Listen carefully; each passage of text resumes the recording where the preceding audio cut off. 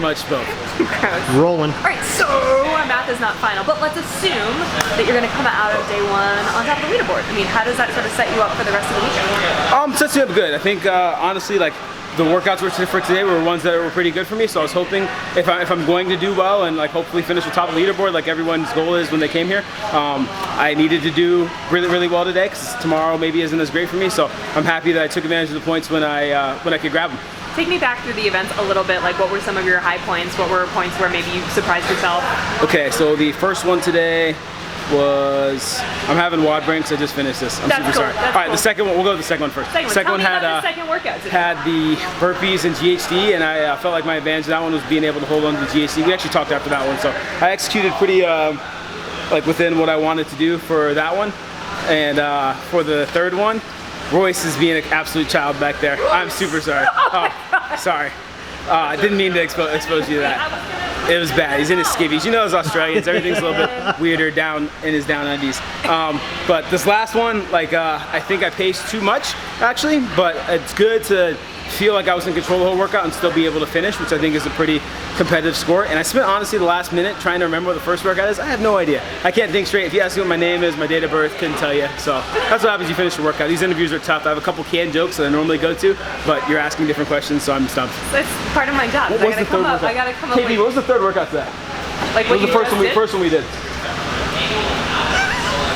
Do you want me to tell you? Okay. Oh, yeah, nice. Triceps were fried there, but I'm happy that I've gotten better at handstand walks because at the games, some of you may remember I'm still working to finish that workout. Like, it really kicked me in the teeth. Like, I went from doing very well. People are like, oh, he's gonna maybe challenge Matt or something, and people will be like, oh, he's probably not gonna make it the next day. He's horrible. So I've been working a lot on handstand walking and also like overhead mobility and unilateral stuff is a strength of mine. So overall, I've been really happy with how things have went. Like, expectations were exceeded in some areas and weren't met in others, but the effort was consistent, and I feel like my preparation is good to put me in position to do what I want to tomorrow. You've come such a long way since that first time we saw you at regionals. Yes. How has your mentality shifted to accommodate your, like, you know, success in sport? I definitely think it's trusting. So the phrase I've been repeating kind of slows from Noah. Noah is always, you know, that's like this happy but hungry, or like I'm tougher. But the thing I've been thinking about recently is like trust.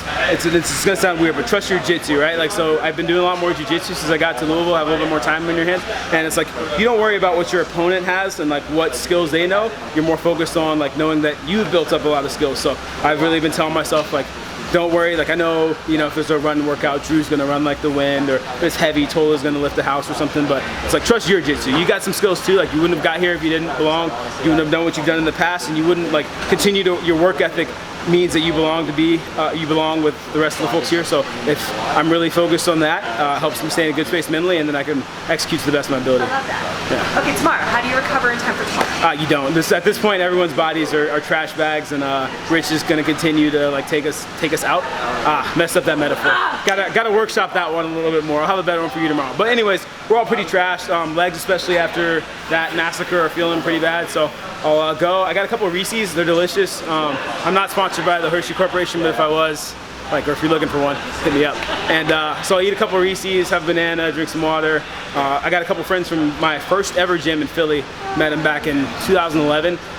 Perrin and actually Bailey Maraviglia is competing, and like, so we've all been hanging out. I think that's always the best thing I can do, like whether it's at the games with Dex or my brothers or like any of my friends. Like, when I have a good group of people around me that can take my mind off of the competition for the next day, that's when I operate the best. So I'm gonna not think about CrossFit for a while, see where the leaderboard shakes up, and then like that, I'll put my phone away and just get ready for tomorrow as much as I can mentally. Yeah, so I'm excited for it. That's it. You're done. Thanks, Nick.